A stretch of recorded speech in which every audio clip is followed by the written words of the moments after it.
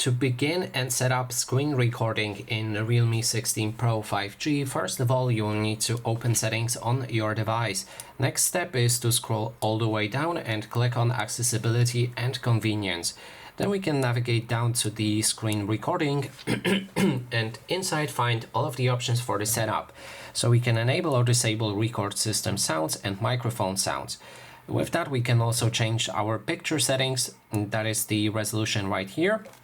Then we have frame rate. You can also change it to 60, 30 or dynamic, which can go up to 144.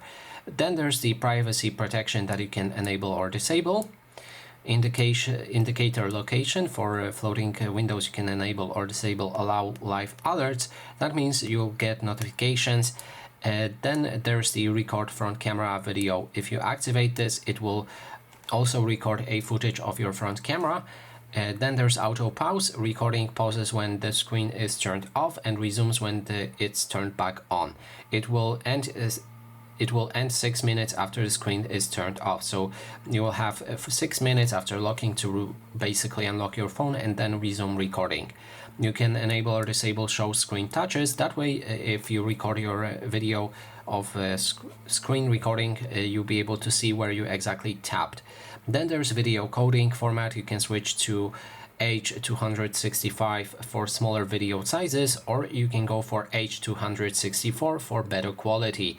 Finally, when we have all of the settings set up, we can swipe down from the top right corner of the screen and here in quick access, look for screen recording.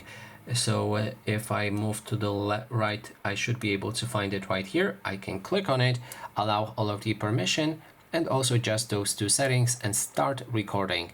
You can then stop your recording and then it should be saved in your gallery. So that is basically everything. Thanks so much for watching.